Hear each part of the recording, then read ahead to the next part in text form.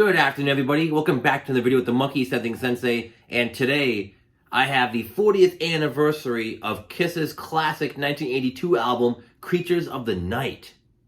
This is Kiss's 10th album, and the last album to feature the classic makeup of Gene, Paul, Ace, and of course Eric Carr, who unfortunately left us 1991 due to cancer.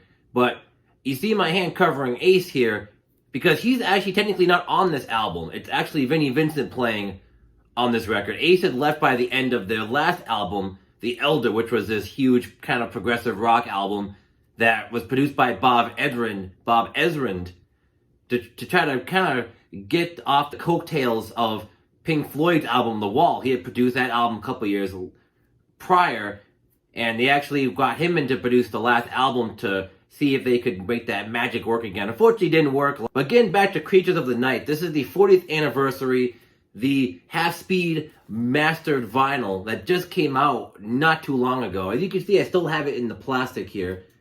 There's the hype sticker, if you guys could see it. There we go, yeah.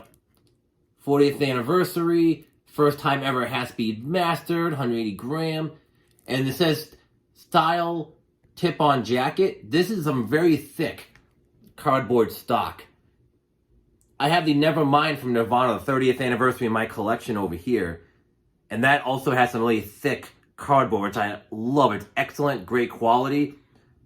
And as you can see, I got this at Walmart for $33. So $34 with tax, which actually is a pretty good deal for this. Basically what it goes for. It's not any specific variant, it's just a black vinyl. Let me pull this out here. So it doesn't come with much. Pretty much all you get is just the record and then this pretty nice inner sleeve. All the song lyrics and the song titles. I love the dark motif of this album. Creatures of the Night. It's very black and just dark and grimy. Just like the sound of the album. This album is dark and heavy and gritty.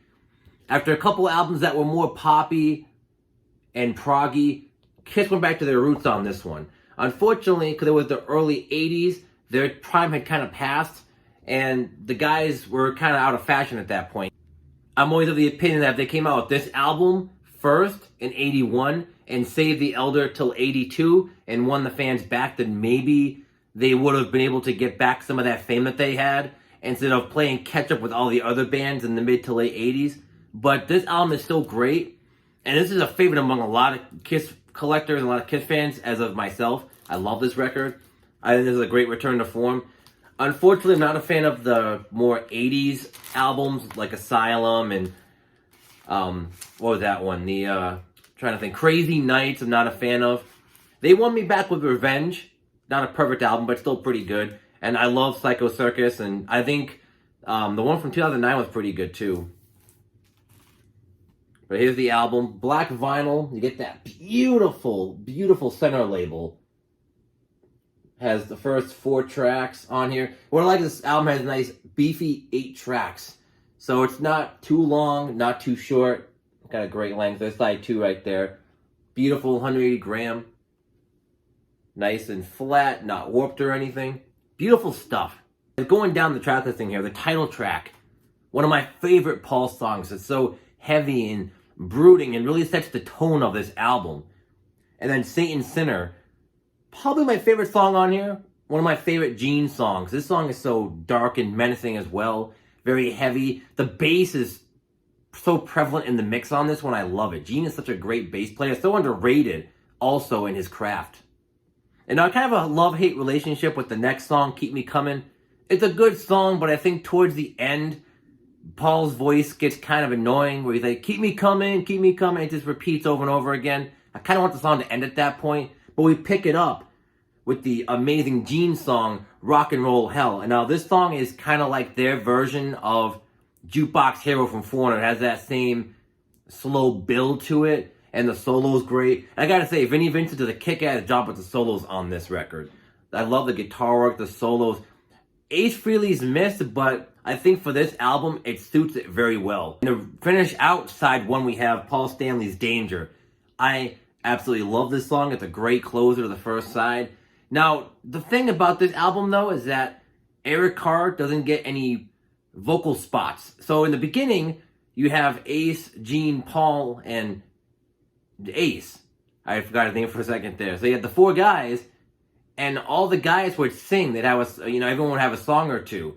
Ace Frehley didn't start having vocals until Love Gun, where that was his vocal debut and Shock Me, all the way in 77. And Peter had a couple songs, most famously Beth, Hard Luck Woman, Hooligan, tracks like that. But on this album, since Peter is gone and Ace is gone, there's no one to really sing along with Paul and Gene. So you just get Paul and Gene songs on here. If I had to complain for one thing, if I had one complaint, it's that there's no other vocalists on here. It's just Paul and Gene. Eric Carr wouldn't actually get a lead vocal until Little Caesar all the way on Hot in the Shade in 1989, which is kind of an album too.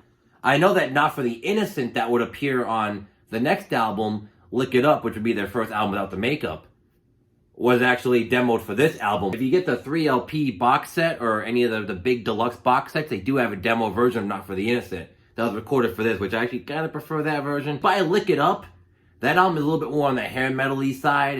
It's still rocking like this, but it starts to drift a little bit more to the hair metal and the more later 80s sound. Then this is more like heavy metal, almost European sounding in spots, like early 80s Priest, or like almost early Maiden sounding in some spots. Like the track Killer on here, the shortest song on here, it's a very heavy rocker, but very reminiscent of like Judas Priest and that later 70s era stuff. And probably the biggest song on here, I Love It Loud, is a great one too. The drumming, the beats on it, just the way that the track flows is so great. And again, the solo is great. And the ballad on here, this album doesn't really have any ballads, but the one ballad it does have, I Still Love You, is a great Paul ballad. And it's still, you know, it's a ballad, it's still very heavy for a ballad. It's melodic. Again, I can't stop talking about those delicious solos from Vinnie Vincent on here. It's great stuff. And honestly, it's probably one of my favorite Kiss ballads. And then again, going back to Killer, it's a nice short song after that long 6-minute ballad. Really picks up the pace. And then, come on. War Machine, come on, you're kidding me here. War Machine's one of the best closers from any Kiss album.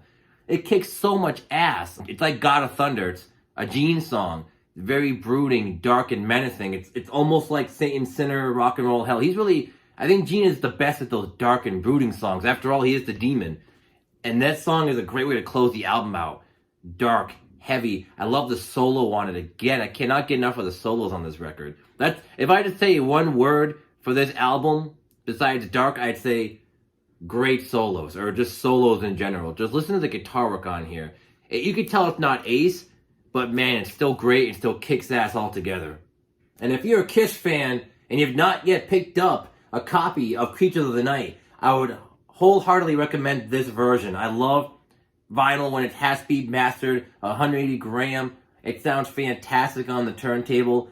This is one of those albums that you want to play at max volume. New to the channel, I'd recommend checking out a video I did on my favorite inner and outer sleeves. I actually used them for this album right here. As you can see, the MoFi Fidelity inner sleeves. These sleeves are great. I go in depth in that video about how much I love the inner and outer sleeves. And as you can see, I have the outer sleeve for this as well.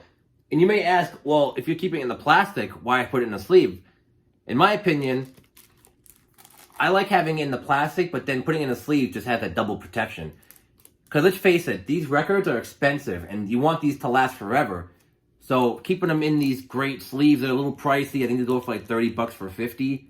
They might have went up too. I have no idea. I need to actually buy some more, FYI. I need to buy more inner and outer sleeves. I'm running out. I actually had to take one out of my Beatles albums that I had like a regular polyline sleeve. They come with the black ones.